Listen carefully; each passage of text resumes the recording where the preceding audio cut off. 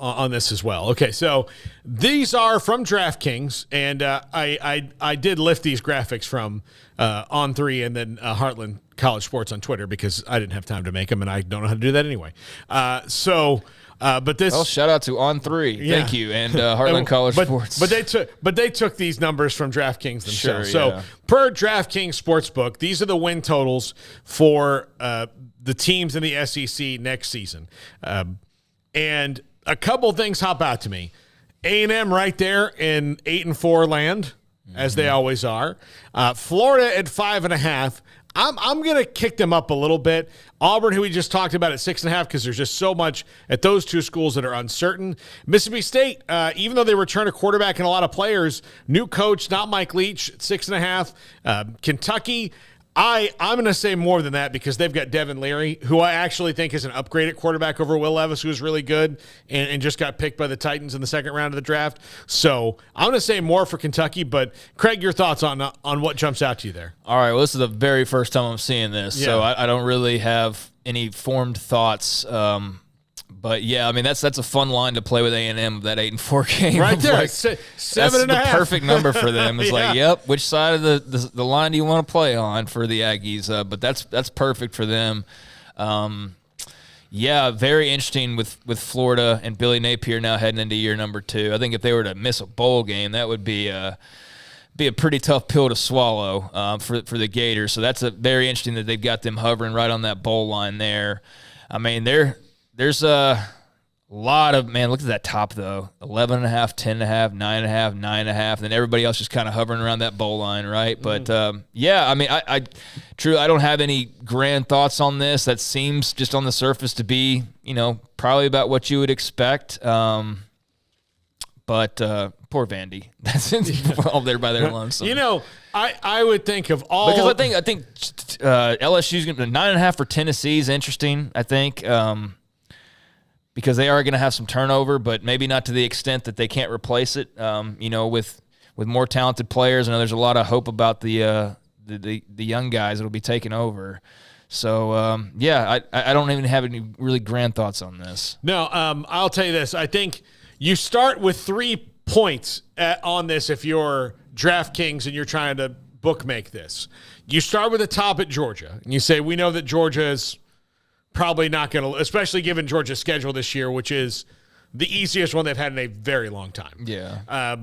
So they're going to have 11 wins or more, right. No matter what. That makes sense, yeah. So then we go to the middle, and Texas A&M is the kings of 8-4, and they probably won't be 5-7 again. So this is pretty obvious. We don't have to do math on this.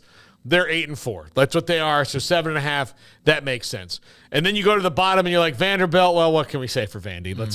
Let's put them here. And then the hard work comes in the middle. but to go back to Florida for a second, where 75% of the conference is all like within a game of each other. Basically, it's 8 of the 14 teams are all in that 7.5 to 6.5 range there. Yeah, absolutely. So at Florida, you're going to be on the road at Utah to start off the season. They're not going to be favored in that game. Man, Utah's playing Florida and Baylor right out the jump. That's going to be interesting. Then you welcome Tennessee. You're not going to be favored in that game.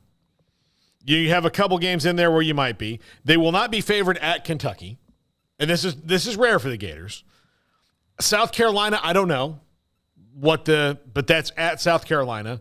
Georgia and the cocktail party, they're not going to be favored in that game. They've got Arkansas at home.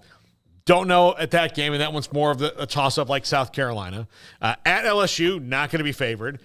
Missouri, not going to be favored. And then they wrap up the regular season with Florida State, where probably not going to be favored in that one either. So you can see how they came to that 5.5 game total there for the Gators. Yeah, no, I mean, absolutely. I mean, these all seem very reasonable. I mean, I just haven't done a deep dive on the schedules, and I think that definitely, especially when you read out Florida like that, it definitely allows you to see the path to where 5.5 is certainly, fair to start off with. But, I'm trying to think of just who I would say. Garrett, do you have anybody that you're like? I'm calling BS on Bama. On Bama, okay. All right. I'm not buying 10.5 wins for the Tide. Not with as much roster turnover. Even Tyler Buckner. I do not trust Tyler Buckner to come in there. That's one that really, I think that's just a benefit of pedigree and tradition. That's And nobody's thinking like, okay, Nick That's Saban can't have Saban. two. Yeah, Yeah. I mean, I'm calling BS on Bama. Fair enough. Yeah, look. I think I'm just brainwashed to just like Dude, deal I'm with it, you know, like tired just be of like, no, it's that's Alabama, that's what they should. But I just glossed right over them at 10.5. But Not you're happening. absolutely right. That is, I'm glad that we got you to interject there. Yeah. Their last 3 weeks are, I mean, and not really a good stretch. I mean, I think Kentucky, like I said, is going to be good with Devin Leary, who I am amazed Alabama didn't go get. I really am. That if he was in the portal and I'm Alabama, I would not have been like, oh, I've got Milroe and Simpson, I'm going to be great. I would have been like, no, we have Devin Leary, if you're going to just ultimately do this anyway. But, what do I know? I'm not Nick Saban, so. That week 2 game with Texas will kind of set their path, I feel like. Oh, yeah. That's going to be very interesting in Tuscaloosa, so they do have that going for them. But, yeah, that week 2 could kind of put you on, all right, 10 or more or 10 or less, depending on how that one goes. That's going to be a great little contest to watch early on in the season. I like the stretch of, for them, at A&M, which has been always kind of a challenging game for them, obviously, win or lose. Arkansas at home, Tennessee at home off, and then LSU at home, which that's a nice little draw there. Tennessee and LSU are both at home, but then again, they're Alabama. It happens. Yeah, I mean, it's Bama. I mean, if they were to go undefeated, it wouldn't shock me necessarily. But, yeah, I do think there are some cracks in the armor for the first time in a while. And I know that people have been hoping for that or, like, manifesting that for years and years at this point. Like, I'm sure there's a Saban will retire soon article out there somewhere published in the last week or something. Yeah. And, the culture's bad or, whatever is going on. But, I mean – It's kind of like the Pac-12 TV. Like eventually, something's got to break one way or the other, right? And at some point, the good times are going to stop rolling. I'm not ready to think that they're right now, but if you're not a full believer of like, yeah, they're just going to go reel off 10+ wins again, I don't think that that's crazy at all. I think that that's reasonable, but you can still look at that schedule and give them the benefit of the doubt and go, they're going to win 11 games again, potentially.